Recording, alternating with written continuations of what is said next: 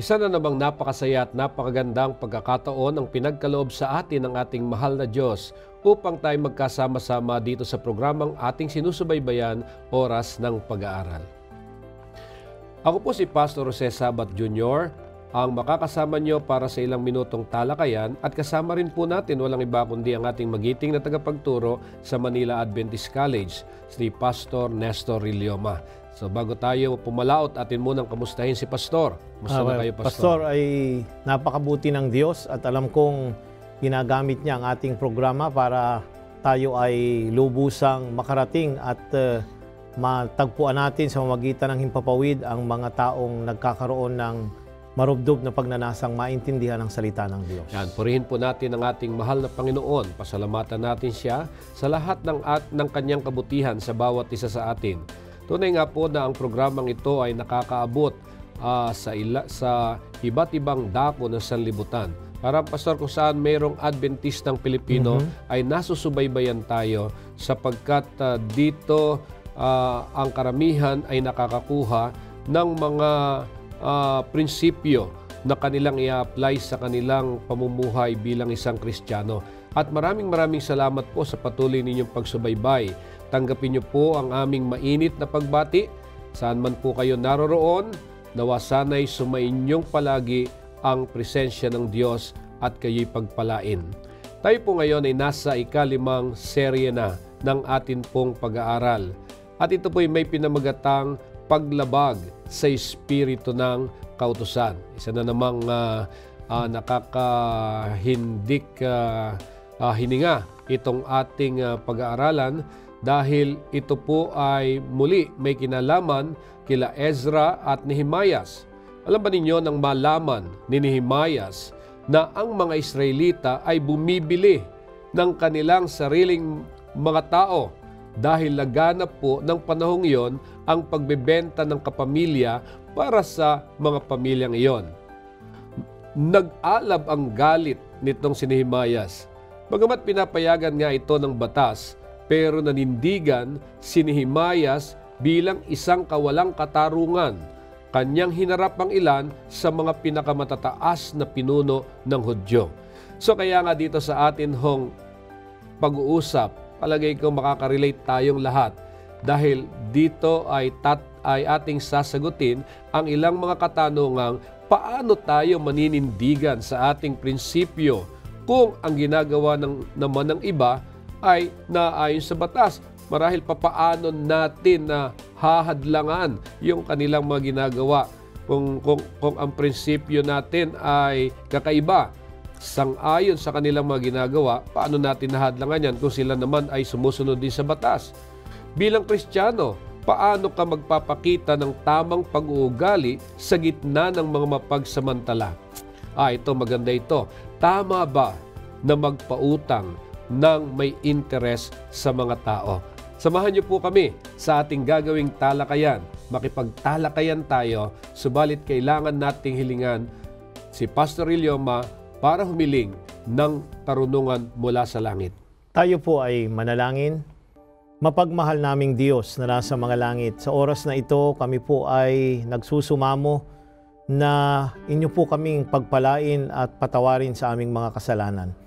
Kalakip nito, nais naming bigyan nyo kami ng karunungan na sa aming pagbasa, pagpapaliwanag at pagpapahayag ng inyong salita ay hindi kami magkamali at hindi kami masinsay sa tamang daan ng katuwiran. Ingatan kami ni Pastor Sabat at ang aming mga pangungusap maging pagpapala sa sino mang nakikinig at nais maalaman ang inyong banal na kalooban sa pangalan ng Panginoong Hesus. Amen.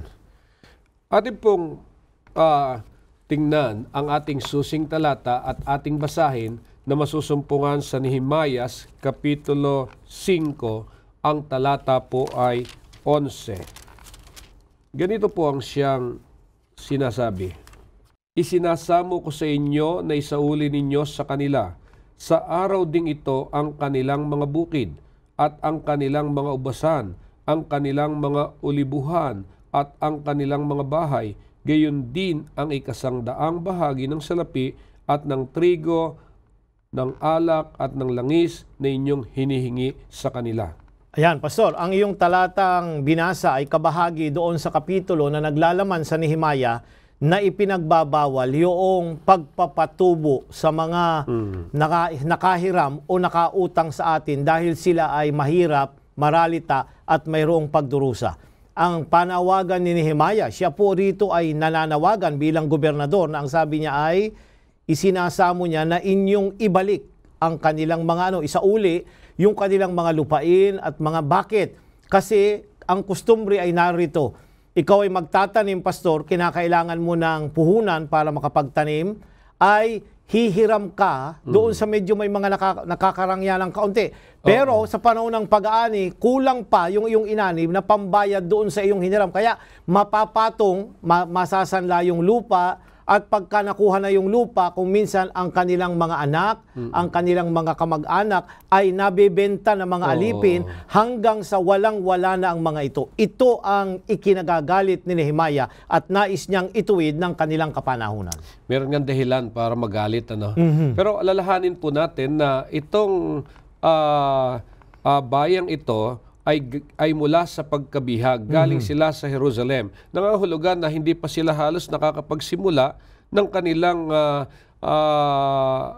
negosyo o paraan ng pamumuhay doon sa kanilang pagbabalik. Tama yun, Pastor. At kaya nga, mahirap yung sitwasyon, mahirap na sila bumalik ng walang-wala, pagkatapos ay pahihirapan pa sila noong mga tao na nagkakaroon ng taking for advantage doon sa sitwasyon na kinalalagyan nitong mga ito na ang sabi natin sa Tagalog ay kumakapit na sila sa patalim kahit na alam nila na ang magiging bunga nito ay pagkasanla ng ari-arian o kaya pagiging alipin ng kanilang mga kasambahay. Ayan. So kaya nga, dito po ay ipinakita nitong si Nehemias yung kanyang galit gawa nitong mga taong ito na tila gumagawa ng walang katarungan sa kanyang mga kasamahan o bilang isang bayan ng Diyos. Kaya tingnan natin kung paano niya inilabas ang kanyang hinaing at ano ang kanilang iniiyak. Ayan, dito sa Nehemias Kapitulo 5, 1 hanggang 5, para makita natin, Pastor,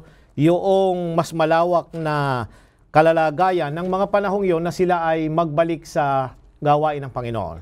Nang magkagayoy malingaw-ngaw ang malakas na daing ng bayan at ng kanilang mga asawa laban sa kanilang mga kapatid na mga Hudyo, sapagkat may nagsisipagsabi, kami, ang aming mga anak na lalaki at babae ay marami, tuntutan kaming magsikuha ng trigo upang aming makain at mabuhay kami. May nagsisipagsabi naman, aming sinasangla ang aming mga bukid at ang aming mga ubasan at ang aming mga bahay, tulutan kaming magsikuha ng trigo dahil sa kasalatan.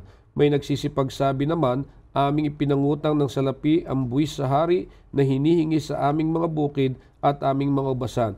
Gayon may ang aming laman ngayon ay gaya ng laman ng aming mga kapatid. Ang aming mga anak ay gaya ng kanilang mga anak at narito aming dinadala sa pagkakalipin ng aming mga anak na lalaki at babae upang maging mga alipin at ang iba sa aming mga anak na babae na dala sa pagkakalipin, wala man lamang kaming kapangyarihang makatulong sapagkat ibang mga tao ang nagtatangkilik ng aming bukid at ng aming mga ubasan. Ayan, narito, Pastor, sa pangungusap ni Nehemias ay kanyang isinasambulat, ipinapahayag kung ano ang saloobin ng mga karamihan na mga tao na nagbalik doon sa Jerusalem at yun ay iba-iba ang kanilang mga sitwasyon. Meron yung ang kanilang mga anak ay binibigay na mga alipin. Yung iba naman ay isinanla ang kanilang mga ari-arian. Yung iba naman ay nahiram nila yung buwis na dapat ay ibayad sa hari dahil wala na silang magastos. Kaya lalo silang lumubog sa pagkadukha at kahirapan. Kaya nga dito ay binabanggit na yung sitwasyon ay naging napakasama. Ano pat ito ngayon yung kanilang iniiyak at kanilang sinisigaw na bigyan naman sila ng katarungan. Tama yun, Pastor. Dahil noong panahong yaon, mga ginigiliw, ay talagang humaharap sila sa kagutom at ganun din sa mga ilang mga suliranin na pagbabayad sa buwis. Paano ka na nga makakabayad sa buwis? Di ba? Kung wala nang makain. Wala kang makain. So ngayon, tingnan natin ano ba yung dalawang salarin na nagdulot ng gulo sa kahirapan ng mga tao? Sa ating nabasang mga talata kanina, Pastor, dito sa Nehemias Kapitulo 5, 1 hanggang 5, ay mapapansin natin ang dalawang kadahilanan kung bakit nagkaroon ng kahirapan ang kabuhayan ng mga tao. At yun ay, ang unang-una, papansin ninyo, nagkaroon ng taggutom doon sa lupain. At ang ikalawa, Pastor, ang mataas na paniningil ng buwis ng mga nagpapatakbo ng lipunan at ng gawain noong mga panahong yon sa kanilang mga pamahalaan at sa gobyerno. So dalawa lamang, Pastor, nagkaroon ng taggutom, walang makain, at ikalawa, mataas na paniningil ng mga buwis ng mga hari at ng mga gobernador at mga namamahala ng kanilang kapanahunan. Kaya nga, nagpapakita po itong kwentong ito ng patakaran ng pamahalaan ay parang tila hindi mabuti sa mga tao, Pastor. Yan. Papansin natin, Pastor, na ito ay yung palakad. Ito yung approved na regulasyon ng pamahalaan. Kaya nga, merong law na dapat kang sumunod. Ang mahirap dito, Pastor, ay kagaya ng mga tala ng kasaysayan, ng mga panahong ito, ang isang tao dapat magbayad ng 50% sa isang taon sa kanyang mga tinatangkilig. Ay masyadong mataas yun. Ano pa ang kakainin mo? Ano pa ang iyong pandadamit? Ano pa ang pambibili mo ng iyong mga kailangan? Kung kalahati ng iyong kinikita ay ibabalik mo lamang sa gobyerno at sila ang nagtatamasa ng mataas na buwis. Pero ito ay nagpapakita lang ng paglala ng kahirapan ng mga panahong yon. Pero nakaka-relate tayo dito sa kasaysayang ito. Tama yun, Pastor. Dahil ito rin marahil ang nararanasan ng ibang mga tao kahit dito sa ating lipunan. Ngayon, kaya nga, hindi siguro talaga mawawala na bilang isang lingkod na kung saan ang kanyang desire o ang kanyang pagnanais ay ma-establish ang templo at pati ang kalagayan ng bayan ay talagang magagalit sa nararanasan ng kanyang mga kasama. Tama yun, Pastor. Merong pagmamalasakit si Nehemiah dito at yun ang gusto kong idiin na isa rito. Hindi dahil gusto niyang maging gobernador o maging opisyal, kung hindi naramdaman na yung bigatin ng yung dalahin ng mga tao ay nagiging dahilan kaya nga kulang sila sa paglilingkod at kasiyahan sa paglilingkod. At tingnan natin po mga ginigiliw kung bakit nagalit itong si Nehemias dito po sa pang-ekonomiyang pangapi sa mga tao. Kapitulo 5 talatang 6 hanggang 8 ng Nehemias, Pastor. At Kapitulo 5. ako'y nagalit na mainam ng aking marinig ang kanilang daing at ang mga salitang ito nang magkagayoy sumangguni ako sa aking sarili at nakipagtalo ako sa mga mahal na tao at sa mga pinuno at nagsabi sa kanila, kayo'y nangagpapatubo bawat isa sa kanyang kapatid at ako'y nagdaos ng malaking kapulungan laban sa kanila. At sinabi ko sa kanila, kami ayon sa aming kaya ay aming tinubos ang aming mga kapatid na mga Hudyo na mga naipagbili sa mga bansa at inyo ba ring ipagbibili ang inyong mga kapatid at sila'y may pagbibili sa amin nang magkagayoy nagsitahimik sila at hindi nakasumpong kailanman ng salita. Ayan, Pastor, narito si Nehemias, Pastor, ay nagalit.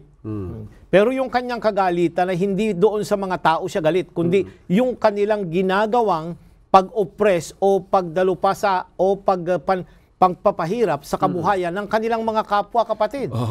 Kasi sila'y nabenta na nga sa pagkaalipin sa kasaysayan ng Babylonia at Medo-Persia. Ngayon, sila naman ang nagbebenta ng kanilang mga sariling kapatid na maging alipin, inuulit lamang nila yung mga kapighatian at kahirapang nangyari ng kanilang mga kapanahunang ito. At ito ang kinagagalit ni Nehemias na nais niyang ituwid sapagkat ang ginamit doon ay kapatid. Tayo'y magkakapatid, magkakababayan, sila'y magkakadugo, sila naman din ang nagpapahirapan sa isa't isa. Grabe, no? Na kung saan ay talaga namang magagalit ka sa ganoong klase ng sitwasyon na yung iniisip mo na yung tutulong sa iyo na kapatid mo, pero yun ang siyang magsasamantala. Ngayon ay, ito ay laganap itong mga ganitong pangyayari, lalo na tigit doon sa pangkasalukuyan ding umiiral yung pagpapahiram ng salapi. Dahil dito napansin natin na kapag ka nagkautang yung isang Hudyo anong mangyayari pag hindi ka makabayad ng utang. Siyempre, mapapatungan yung iyong inuutang hanggang sa pwedeng kuhanin kahit na yung bukid o yung iyong mga kapamilya. Ngayon, ano po ba ang regulasyon sa Biblia tungkol sa labis na pagpapatubo? Ayan, dito sa Exodus, babasa tayo ng tatlong mga bahagi sa Lumang Tipan sa mga aklat ni Moses, Pastor. Exodus 22, 25 hanggang 27. Kung magpautang ka ng salapi sa kanino man sa aking bayan, na kasama mo na dukha, huwag kang magpapaka manunubo sa kaniya, ni hihingan mo man siya ng tubo. Kung iyong tatanggapin sa anuman ang damit ng iyong kapwa na pinakasangla, ay iyong isasauli sa kanya bago lumubog ang araw, sapagkat yan ang kanya lamang pangbihis, siyang kaniyang pangdamit sa kanyang balat. Ano ngang kaniyang ipangtutulog at mangyayari na pagka siya'y dumadaing sa akin ay aking didinggin sapagkat ako'y mapagbiyaya. Ayan. Narito, Pastor, ang batas na ibigay ng Diyos ay napakalinaw. Huwag kang magpapatubo sa iyong mga kapatid o kapwa-dukha. Ayan. So, ang sitwasyon ay pareho kayo, magkababayan kayo, magkapatid kayo, at pareho kayong naghihirap. Ang sabi rito, huwag. Ultimong damit na isasanla sa iyo, dapat mong ibalik bago lumubog ang araw. Napakaganda ng prinsipyo ng banal na kasulatan, Pastor, lalong-lalo na pagka mga kamag-anak mo o kasambahay ng Israel. Dito sa Leviticus, Pastor, tingnan pa natin ang karagdagang pahayag ng banal na kasulatan. Leviticus 25, ang talata ay 36 at 37. Huwag kang kukuha sa kaniya ng patubo o pakinabang, kundi matakot ka sa iyong Diyos. Patuloyin mo ang iyong kapatid. Ang iyong salapi ay huwag mong ibibigay sa kanya na may patubo, ni ibibigay mo sa kanya na may pakinabang ang iyong pagkain. Ayan, Pastor, napakalinaw na naman. Inulit na naman na huwag mong tutubuan at huwag kang kukuha ng gain doon sa pagkaing iyong ibibigay sa kanya. Ito ay maliwanag. Dito sa huling aklat ni Moses, sa Deuteronomy Kapitulo 23. So, tatlong instruction ito mula sa tatlong aklat ng galing sa Torah, 23, 19 at 20. Huwag kang magpapahiram na may tubo sa iyong kapatid. Tubo ng salapi, tubo ng kakanin, tubo ng anumang bagay na ipinahihiram na may tubo. Sa isang taga-ibang lupa ay makapagpapahiram ka na may tubo, ngunit sa iyong kapatid ay huwag kang magpapahiram na may tubo, upang pagpalain ka ng Panginoon mong Diyos sa lahat ng pagpapatungan mo ng iyong kamay sa lupain na iyong pinapasok upang ariin. Ayan, si Moses ay nilinaw niya, Pastor, na pwede sa mga taga-ibang lupa. Ayan. Pero sa mga kapwa mo Hudyo o kapanampalataya o kasambahay sa pananampalataya, huwag kang magpapatubo at huwag kang kukuha ng advantage sa kanila dahil sa kanilang sitwasyon na sila'y kinakailangang manghiram dahil sila'y walang-wala at wala talaga silang pagkukunan ng ikabubuhay. Eh paano kung ito talaga naman yung iyong negosyo, ito yung pagpapahiram ng pera, ay talagang nakalagay na doon kung ilang porsyento ang tutubuin pagka ikaw ay humiram ng pera. Ayan, Pastor, ito ay exemption itong rule na ito. Basta't mga kamanggagawa mo o kapwa mo sa sambahayan o noon sa panahon ng mga Hudyong yon, ay wag. Ito ipinagbabawal dahil kayo ay magkapatid. Iisa ang iyong Diyos at iisa ang nagpala ng pagpapalang tinatangkilig mo na ibinibigay para sa mahirap at para sa mayaman. Kaya nga ito ang isa sa bagay na kung saan ay pagkukulan natin ng pansin upang makita natin yung mga probisyon. Baka naman mayroong sinasabi na ito lamang yung maaari mong bigyan ng tubo. At kasi lumalabas dito na kung saan ay baka walang magpahiram na ng pera dahil walang tubo. Ayan. So nagkakaroon ng... Kaya nga ang payo rito, Pastor, ay hindi mo na patutubuan, magiging tulong na lang. Hindi na pautang ang mangyayari. Magbibigay ka lang iyong tulong, pero hindi mo tutubuan yung tulong na yon, kundi once and for all, nagbigay ka ng... Pero pag inulit-ulit na ito, ibang sitwasyon na, Pastor. So, wala bang sitwasyon dito sa banal na kasulatan na kung saan dito kasi sa sinasabi natin, mga talatang nabasa natin, ipinapakita dito na kapag kayong kapatid nanghiram sa iyo, huwag mong patutubuan dahil alam mo yung kalalagayan niya, sitwasyon niya. Dahil maaring may emergency o ito ay gagamitin niya sa hindi inaasahang pagkakataon na dumating sa kanyang buhay. Pero kung halimbawa, ito naman ay gagamitin niya para sa kanya ring business. Ayan, ibang-ibang sitwasyon yon, Pastor. Pansinin natin na dito sa banal na kasulatan, sa aklat ni Nehemias, Pastor, ay hindi po masama yung magpatubo. Hindi naman sinasabi niyang masama yon. Nehemias Kapitulo 5, talatang 10, Pastor. Pansinin natin ang mga pangungusap na ating mapapansin. 5, talatang 10. Ang sabi po dito, at ako'y gayon din ang aking mga kapatid at ang aking mga lingkod ay nangutang sa kanila ng salapi at trigo. Isinasamo ko sa inyo na ating iwan ang patubong ito. Ayan. So, yung mga kapatid na nangihiram na parang puhunan pa lamang, Pastor, yung starting, ay sige, pagbigyan mo. Pero pagka ito na ay lumalago na sa kanila, dapat mayroon din responsibilidad yung mga kapatid na ibalik naman para maging pagpapala din at maipahiram din noong nagpapahiram sa iba yung kanya. Kasi ang nangyayari, Pastor, nagpahiram tayo. Wala naman lang ibumalik sa akin. Ano pa ang maitutulong ko rin sa iba kung nais ko pang tumulong sa ibang mga kinakailangan? Ayan. Siguro napakagandang makita dito po mga ginigiliw namin yung prinsipyo na kung saan ay sinasabi sa atin nitong si Nehemias na katungkulan natin tumulong sa iba.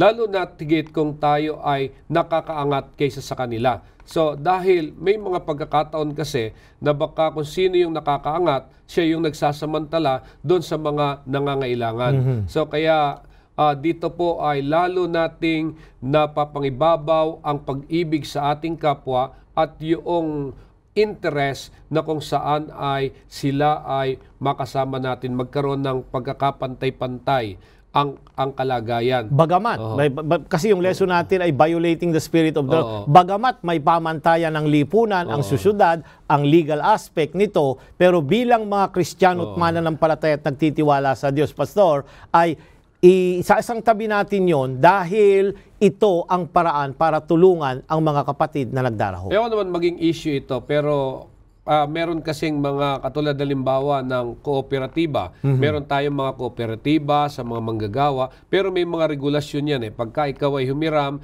merong kaunting ipapatong yan. So, regardless kung ano man yung kailangan ng humihiram na member, ganon ang siyang nagiging kalakaran. Kasi alam naman natin, Pastor, na yung tubo noon, yun din ang ipinapahiram na pandagdag para sa iba. Hindi naman ito para yumaman yung nagmamanage. Hindi, ito rin yung idinadagdag para mas marami pa ang matulungan sa mga darating na panahon. So, kaya nga po, makikita po natin na kung saan ay hindi tayo kumbaga hindi tayo malilin lang nitong ganitong sistema dahil itong paraan na ginagawa, tulad halimbawa ng mga kooperatiba, ng mga ibang mga lending institution, ay ginagamit din ito na pantulong sa iba. Yung mga lending, hindi natin alam kung paano yun pumupunta. Pero ang yung kooperatiba ay talagang yung kinikita nun, iikot lang din doon sa mga miyembro nito. Kaya pinakikita nito talaga yung prinsipyo ng pagtulong sa mga nangangailangan. So, pinapayuhan tayo dito sa ating leksyong ito na kung may mga kapatid tayo na nangangailangan, alam natin na kailangan nila, sana wag natin pahihiramin ng mayroong interest. Ang problema, Pastor, paano naman kung hindi nagbabayad? Ayan, hindi na makakaulit, Pastor. Hindi na makakaulit. Yun ang magiging dyan. So, ngayon ang tanong ay, paano natin masusunod yung mga katitikan ng batas habang nilalabag naman ang espiritu sa likod nito? Ayan, tingnan natin sa sulat ni Propeta Micah, Kapitulo 6, talatang 8, Pastor. Micah 6:8. Kanyang ipinakilala sa iyo, o tao, kung ano ang mabuti at ano ang hinihingi ng Panginoon sa iyo, kundi gumawa na may kaganapan at ibigin ng kawaan at lumakad na may kababaan na kasama ng iyong Diyos. Ayan, Pastor, narito ang prinsipyo na ibinigay ng Diyos. Ito yung prinsipyo na mayroong batas na dapat mong sundin, pero i-violate mo yung batas na yon para sa ikabubuti ng tao at ng iyong relasyon sa iyo at ng iyong kapwa. Ito yung prinsipyong binibigay dito na ano ang mabuti at ano ang hinihingi ng Panginoon sa iyo. Gumawa ka na may kaganapan, ibigin ang kaawaan at lumakad na may kababaan na kasama ng iyong Diyos. Ito yung prinsipyo na dapat nating maging pamantayan sa ating pakikidil sa mga tao na nangangailangan at kinakailangan din tayong tumulong, pero dapat protektahan din natin dahil tayo'y katiwala din noong ipinagkatiwala ng Diyos na mga bagay ari-arian na dapat nating palaguin para mapagpala ang iba. So dito ho ay lumalabas na kung saan ay nagpapakita ba ito na bilang isang lingkod ng Diyos dapat na ikay maninindigan sa tama. Pero sa paninindigan, nandoon yung kaawaan. Oho, dahil baka ikaw ay naninindigan para iyong ipagtanggol yung batas, pero nagiging oppressive tayo. Nagiging hindi na nakakatulong at hindi na tayo nagiging pagpapala at nagiging sumpa tayo sa gawain ng Panginoon. Kaya ano kaya ang mga kinilos nitong si Nehemias sa kanyang paninindigan sa paggawa ng tamang bagay? Ayan, balik tayo kay Nehemias, Pastor, kasi siya ang pinag-uusapan natin sa talakayang ito at kung paano niya hinarap ang mga hamong ito sa kanyang pagiging pangulo doon sa Jerusalem. Kapitulo 5, 7 hanggang 12, Pastor. At nang magkagayoy sumangguni ako sa aking sarili at nakipagtalo ako sa mga mahal na tao at sa mga pinuno at nagsabi sa kanila, kayo'y nangagpapatubo bawat isa sa kanyang kapatid at ako'y nagdaos ng malaking kapulungan laban sa kanila. At sinabi ko sa kanila, kami ayon sa aming kaya ay aming tinubos ang aming mga kapatid na mga Hudyo na mga naipagbili sa mga bansa at inyo ba ring ipagbibili ang inyong mga kapatid at sila'y may pagbibili sa amin nang magkagay nagsitahimik sila at hindi nakasumpong kailanman ng salita. Sinabi ko rin, ang bagay na inyong ginagawa ay hindi mabuti. Hindi ba tayo marapat magsilakad sa takot sa ating Diyos dahil sa pagdusta ng mga bansa na ating mga kaaway? At ako'y gayon din ang aking mga kapatid. At ang aking mga lingkod ay nangutang sa kanila ng salapi at trigo. Sinasamo ko sa inyo na ating iwan ng patubong ito. Sinasamo ko sa inyo na isauli ninyo sa kanila sa araw ding ito ang kanilang mga bukid at ang kanilang mga ubasan, ang kanilang mga olibuhan at ang kanilang mga bahay, gayon din ang 100 bahagi ng salapi at ng trigo, ng alak at ng langis na inyong hinihingi sa kanila. Ayan, Pastor, narito, ano ang naging reaksyon o argumento ni Nehemias sa paggawa ng mabuti?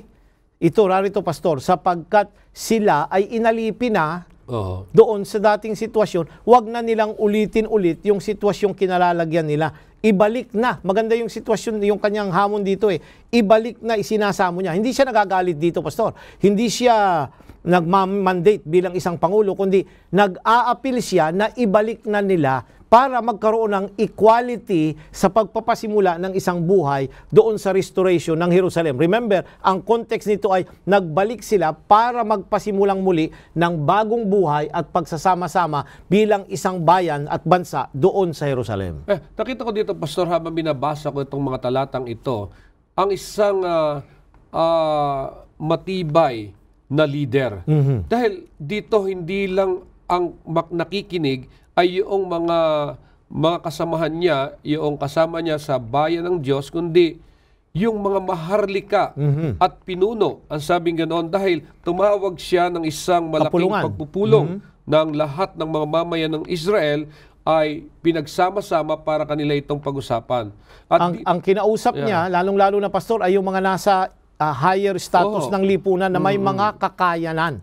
At naroon din yung mga nagdarahop. Pinagharap niya yung sitwasyong ito at siya yung namagitan. Maganda yung kanyang ginawa rito, Pastor, na style ng leadership na pinakinggan niya yung mayayaman, pinakinggan niya din yung mga dukha at nagkaroon sila ng consensus na ano ba ang dapat nating gawin bilang mga magkakapatid para masiyahan ang lahat. Kaya dito po, mga ginigiliw, ay nais kong basahin din sa inyo yung isang talata pa dito sa Nehemias Kapitulo 5, talatang 12, kung ano ang naging resulta ng panawagan nitong si Nehemias. Ang sabing ganoon, nang magkagayoy sinabi nila, aming isasauli at wala kaming hihilingin sa kanila. Gayon namin gagawin gaya ng iyong sinasabi nang magkagay tinawag ko mga saserdote at pinanumpa ko na sila'y magsisigawa ng ayon sa pangakong ito. Ayan, Pastor, napakaganda sapagkat tumugon at ginawa niyang saksi yung mga naglilingkod sa templo, yung mga saserdote. Kasi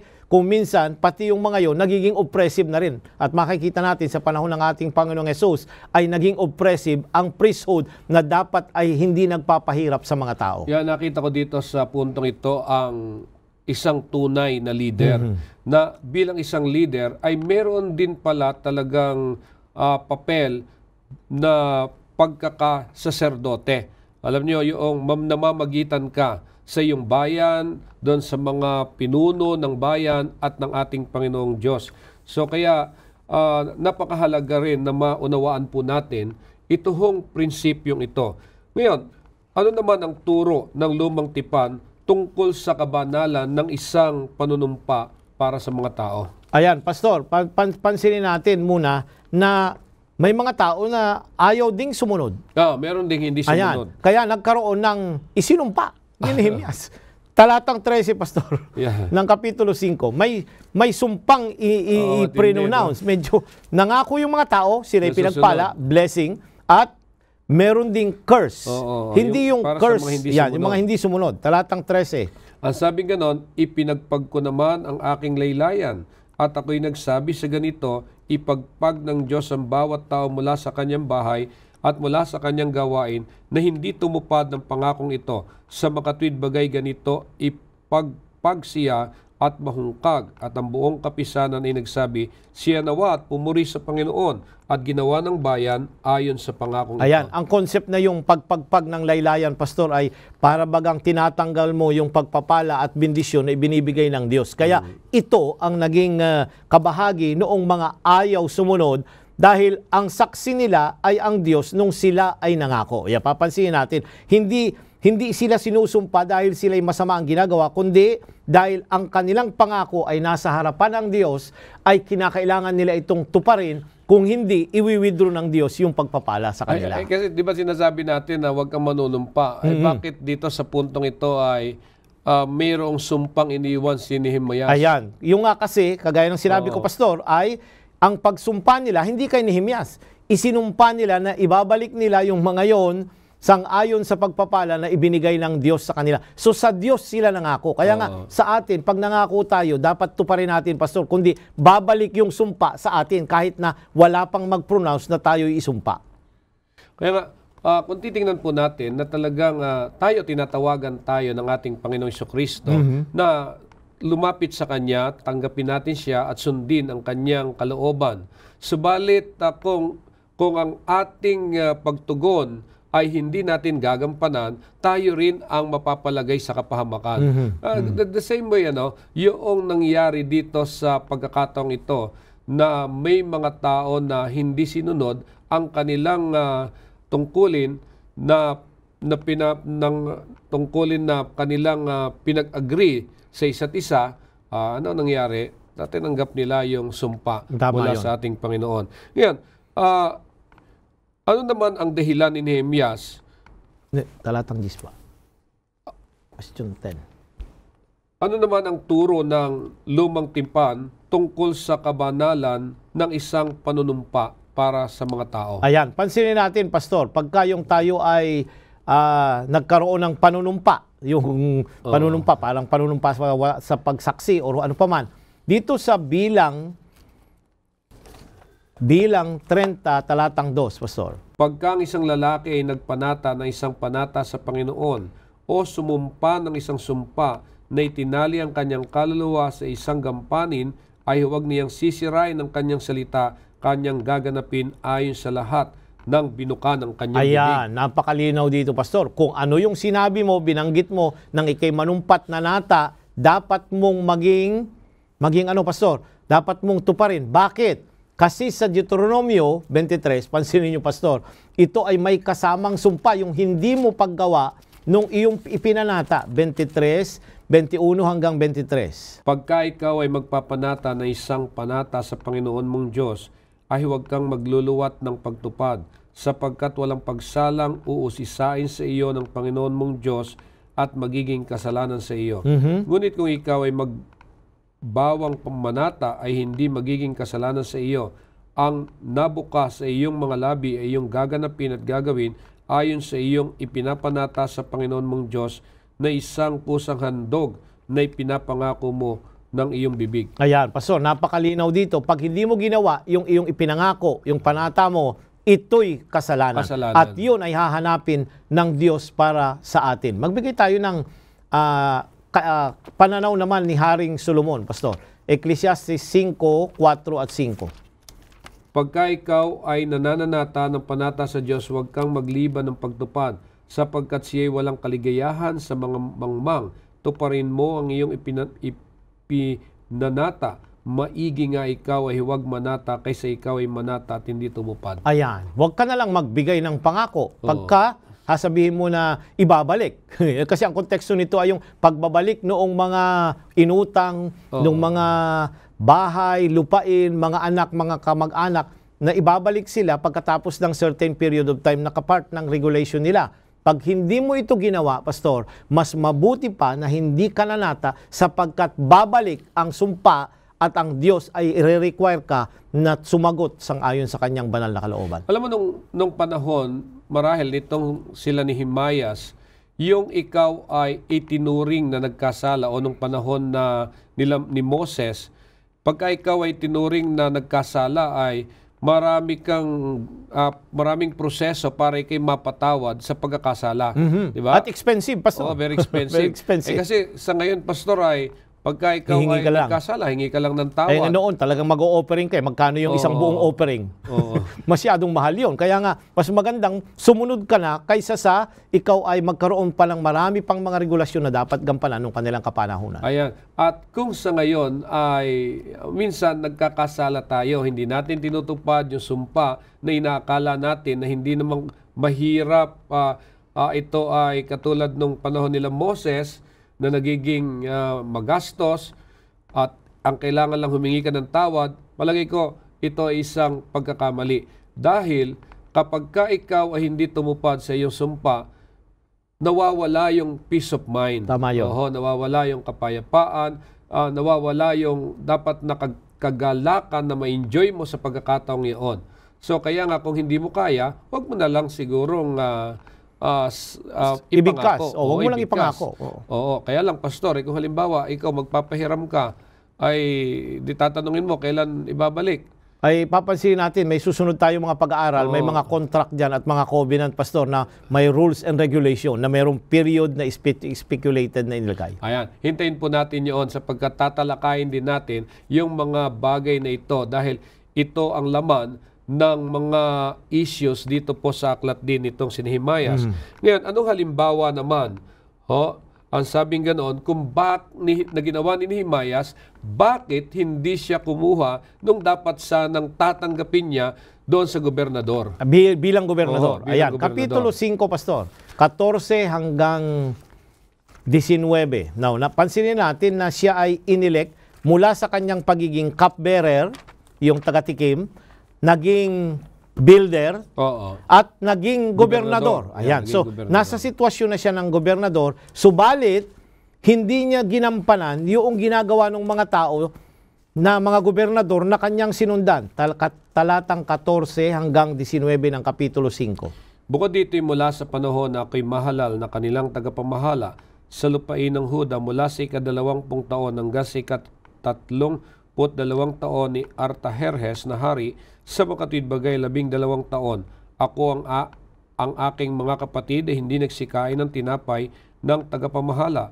Ngunit ang mga dating tagapamahala sa una sa akin ay naging pasan sa bayan at kumuha sa kanila ng tinapay at alak, bukod sa 40 siklong pilak o pati ng kanilang mga lingkod ay nagpupuno sa bayan, ngunit ang gayon ay hindi ko ginawa dahil sa takot sa Diyos.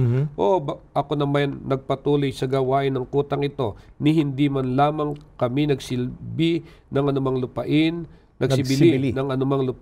at ang lahat ng aking mga lingkod ay nagpipisan doon sa gawain. Bukod dito'y nagkaroon sa dulang ko ng mga Hudyo at ng mga pinuno na 150 tao, bukod sa nagsisiparoon sa amin na mula sa mga bansa na nasa palibot namin. Ang inihahanda nga sa bawat araw ay 1 baka at 6 na piling tupa, mga ibon naman ay nahanda sa akin, at minsan 10 araw ay sari-saring alak na masagana. Gayon may sa lahat ng ito ay hindi ako humingi ng tinapay sa tagapamahala, sapagkat pagkaalipin ay mabigat sa bayang ito. Alalahanin mo ako, o aking Diyos, sa ikabubuti, lahat na aking ginawa dahil sa bayang ito. Napakaganda ng pag binabasa ko ito, Pastor. Ako ay masyadong na-impress kung anong klaseng pagiging matuwid na leader si Nehemiah. Merong required na governor's allowance. Yan, pansinin natin, na dapat ibigay sa kanila. Alam mo, ang pagiging leader, Pastor, ay mayroong 4 na bagay napapansinin sa aking pagtalakay dito. Unang-una, may mga pribilehyo. Ayan. So may mga pribilehyo, leader ka May travel allowance, mayroong food allowance, may housing allowance, may mga servants allowance, at kung ano-ano pa. Ito yung part noon. Hindi mo maki-question sapagkat ito'y bahagi ng law. Pero siya, sabi niya, hindi ko tinanggap ang mga bagay na ito. At dun sa huling bahagi ng talatang 18, ang dahilan ay sapagkat ang pagkaalipin ay mabigat sa bayan. Yung servitude ay kanino ipinapasa yung mga expenses na yon kung ikaw ay leader? Sa mga tao na iyong pinaglilingkuran. Kaya nga, hindi niya ginamit yung mga allowances na yon. Bagamat yun ay bahagi ng kanyang pribilehyo, pero hindi niya ito tinanggap sapagkat lalong nagkakaroon ng kahirapan yung buhay ng mga tao na kanyang pinaglilingkuran. Grabe talagang klase ng leadership mayroon itong si Nehemiah, na kung saan pagka po i-evaluate natin yung sarili natin, ay may mga pagkakataon na talagang ay, kung ano yung nasa policy, yun ang... Yung i-apply. Yan, binanggat mo yun kasi 4 yung bagay, Pastor, na pagiging leader, may privilege ka. May mga policy dapat kang implement. May project ka na dapat tapusin. Pero ang pinakamahalaga kay Nehemiah, hindi yung 3. Ang pinakamahalaga niya ay people. Ayan. So, sabi ko, may pribilehyo, may policy, may project.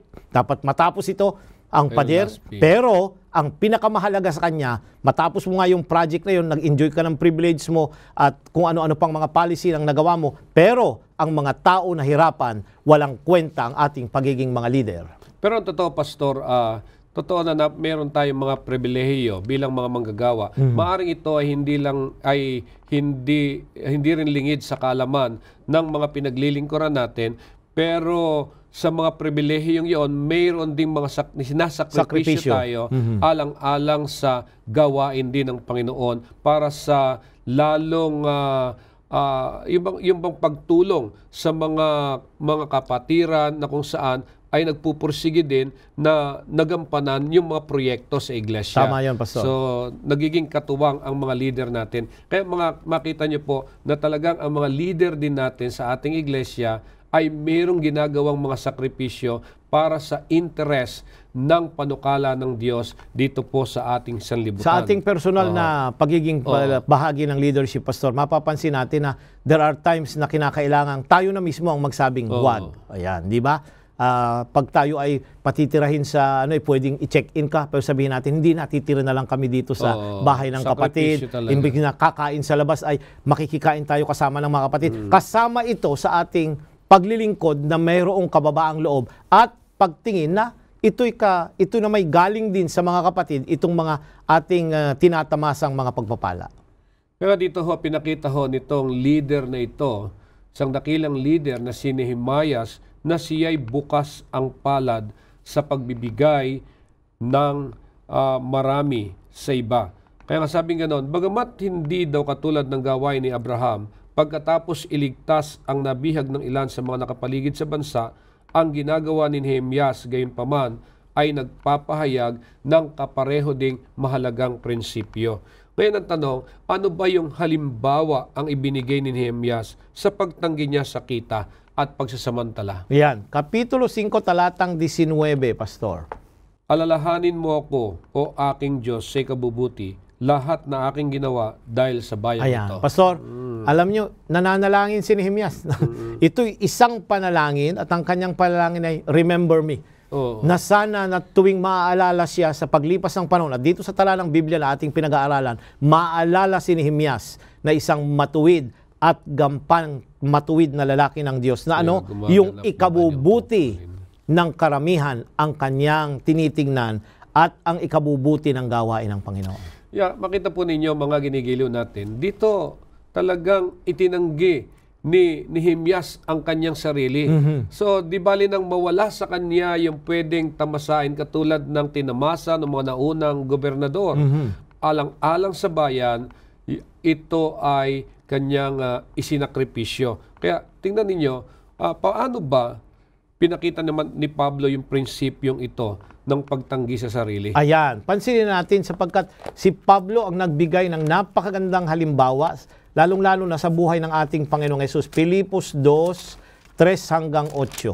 Na huwag ninyong gawin ang anuman sa pamagitan ng pagkakakampi-kampi o sa pamagitan ng pagpapalalo, kundi sa kababaan ng pag-iisip na ipalagay ng bawat isa ang iba na lalong mabuti kaysa kanyang sarili. Huwag tingnan ng bawat isa sa inyo ang sa kanyang sarili, kundi ang bawat isa naman ay sa iba't iba. Mangagkaroon kayo sa inyo ng pag-iisip na ito'y na kay Kristo Jesus din naman. Na siya bagamat nasaan yung Diyos, hindi niya inaring isang bagay na nararapat panangnan ang pagkapantay niya sa Diyos, kundi bagkos hinubad niya ito at nagyong alipin na nakitulad sa mga tao. At palibasay nasumpungan sa anyong tao siya nagpakababa sa kanyang sarili na nagmasuno rin hanggang sa kamatayan o sa kamatayan sa krus. Ayan, Pastor, paano ipinakita yung prinsipyo ng self-denial, yung pagtanggi sa sarili? Dito ipinakita yung pagpapakumbaba ng ating Panginoong Hesus nang siya'y magkatawang tao at hindi leader na tao ang kanyang kinuha nang siya'y narito sa lupa, kundi isang alipin, isang mababang tao na naglingkod sa kanyang kapwa hanggang sa kamatayan. Ito yung self-denial na pinakamataas na halimbawa na ipinakita ni Pablo na dapat nating tularan at sundin bilang mga anak ng Diyos. Alam mo, Pastor, iniisip ko na itong mga ginampanan nitong si Nehemias ay parang hindi madali, ano? Hindi po madali. Subalit, ang nakita kong sikreto, walang iba kung hindi yung kanyang malapit na pakikipag-ugnayan sa Panginoon. Ito ho yung kauna-unahan na dapat nating maitatag, yung ating ugnayan sa Panginoon. Dahil yung pagkakaroon ho ng mataas na espiritualidad, ang lahat ay sumusunod. So kaya nga dito sa halimbawang pinakita nitong si Nehemias, nagsasabi po na siya yung taong inuuna ang ating Panginoon. Ngayon ang tanong, paano natin maiiwasan ang kasakiman? Ayan, kasi yun ay dumarating kahit na sa leader na mayroong tiwala sa Diyos, Pastor. Ayan, isang tukso ito eh. Tingnan natin ang pahayag ni Propeta Isaiah, 58 talatang 3-13. Ano't kami ay nag-aayuno, sabi nila, at hindi mo nakikita. Ano't aming pinagdalamhati ang aming kaluluwa at hindi mo napapansin. Narito sa karawan ng iyong pag-aayuno ay masusumpungan ninyo ang inyong sariling kalayawan at inyong hiningi ang lahat ninyong gawa. Narito kayo'y nag-aayuno para sa pakikipagkaalit at pakikipagtalo at upang manakit na suntok ng kasamaan. Hindi kayo nag-aayuno sa araw na ito upang inyo'y parinig ang inyong tinig sa itaas. Yan bagang ayuno na aking pinili, ang araw na pagdalamhatiin ng tao ang kanyang kaluluwa, ang iyuko ang kanyang ulo na parang yantok at maglatag ng magaspang na kayo at abo sa ilalim niya. Iyo bang tatawagin ito na ayuno at kalugod-lugod na araw sa Panginoon? Hindi baga ito ang ayuno na aking pinili at kalagi ng mga tali ng kasamaan na pag-aani ng mga pasan at papaging layain ng mapipigati at iyong alisin ang lahat ng atang? Hindi baga ang magbahagi ng iyong tinapay sa gutom at dalin mo sa iyong bahay ang dukha na walang tuluyan pagka nakakita ka ng hubad na iyong biisan at huwag ka magkubli sa iyong kapwa-tao. Kung magkagay sisikat ang iyong liwanag na parang umagat, ang iyong kagalingan ay biglang lilitaw at ang iyong katwiran ay mangunguna sa iyo. Ang kalwalatian ng Panginoon ay magiging iyong bantay likod. Kung magkagay tatawag ka at ang Panginoon ay sasagot, ikaw ay dadaing at siya magsasabi, narito ako kung iyong alisin sa gitna mong atang ang pagtuturo at ang pagsasalita ng masama. At kung magmamagandang loob ka sa gutom at iyong sisiyahan ng loob ang nagdadalamhating kaluluwa, kung magkagay sisilang ang iyong liwanag sa kadiliman at ang iyong kadiliman ay magiging parang katanghaliang tapat. At papatnubayan ka ng Panginoon na palagi at sisiyahan ka ng loob ang iyong kaluluwa sa mga tuyong dako at palalakasin ang iyong mga buto at ikaw ay magiging parang halamang nadilig at parang bukal ng tubig ay hindi naglilikat. At silang magiging iyo ay magtatayo ng mga dating sirang dako. Ikaw ay magbabangon ng mga patibayan ng maraming salit-saling lahi, at ikaw ay tatawagin ang tagapaghusay ng sira, ang tagapagsauli ng mga landas na matatahanan. Kung iyong iuurong iyong paa sa sabat sa paggawa ng iyong kalayawan, kaysa sa aking banal na kaarawan, at iyong tawagin ng sabat na kaluguran, at ang banal ng Panginoon na marangal, at iyong pararangalan na hindi ka lalakad sa iyong mga sariling lakad, ni hahanap ng iyong sariling kalayawan, ni magsasalita ng iyong sariling Ayan, salita. Pastor, ang iyong mga talatang binasa ay nagpapakita kung ano ang mga paraang pwedeng ating maiwasan yung pagiging sakim at mapag-imbot. Dito ay binaybay yung mga iba't ibang kaparaanan, yung pagtulong sa ating kapwa, yung pag-extend ng ating pagtulong sa mga taong nahihirapan at napipighati, at pati yung pagpili ng hindi natin kalayawan sa mga araw na pwede tayong maging masaya sana. Subalit, ang priority natin ay ang kalooban ng ating Panginoong Hesus. Kaya pumasok pati yung araw ng Sabat, dahil may mga tao na gusto nilang gamitin ang oras ng kapahingahan sa kanilang mga sarili. Pero ang prinsipyo ay yung ano ang para sa ikabubuti ng bayan ng Diyos at ng Panginoon, kalulugod niya, yun ang ating hahanapin. Ayan. So, napakaganda nitong atin hong naging talakayan na dito po, ipinapakita sa atin kung paano tinuligsan ni Nehemias ang kawalang katarungan na ginagawa ng mga kapwa naging bihag doon sa Jerusalem. Dahil habang tinatayo nila yung pader ng Jerusalem at nagsasama sa pakikipaglaban sa kanilang mga kaaway, yun namang iba sa kanilang hanay ay hindi naging maayos ang kalagayan. Alam natin, sabi nga sa atin hong talakayan, nagkaroon ng kagutom sa lupain. May ilang mga pamilya ay nagkaroon ng walang kakayahang pinansyal na magbayad ng buwis sa Persya o kahit na makakuha ng pagkain. Ito naman ang naging pagsasamantala na ibang mga Hudyo kung dahilan sa mga naghihirap na hindi makabayad ng buwis, na siyang nasasakripisyo kahit ng kanilang kagamitan at tahanan o yung kanilang mga kapamilya para lamang maibayad doon sa mga naging kanilang mga utang.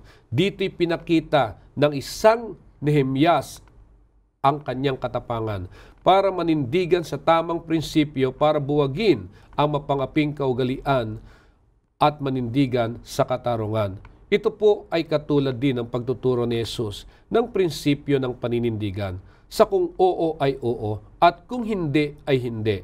Ito ang prinsipyong kailangan nating i-apply sa ating pamumuhay dahil ito ang wawasak sa mapanling lang na papuri, sa mga pag-iwas sa katotohanan, yung mga pagmamalabis sa kapwa, pagkakamali sa negosyo at pagpataw ng walang katarungang pagpataw ng interes. Kung paanong pinaglaban tayo ni Jesus sa mapandayang si Satanas, hilingin po natin sa Kanya na tayo bigyan ng kapangyarihang kailangan natin sa mga panahong ito, na manindigan sa katotohanan kahit magtaklob man ang langit at ang lupa. Maraming po salamat sa inyong pakikisama sa ating naging talakayan. Bago tayo manalangin, pakinggan natin ang isang napakagandang awitin.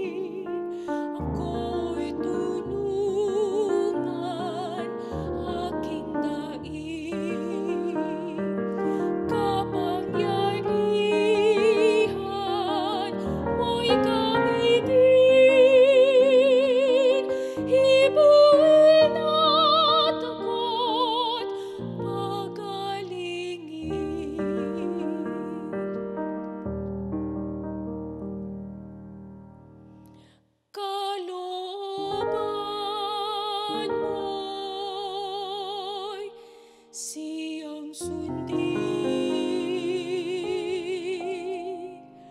Katauhan ko'y iyong angkinin. Sa Espiritu mo'y puspusin nang si Kristo'y makita sa akin.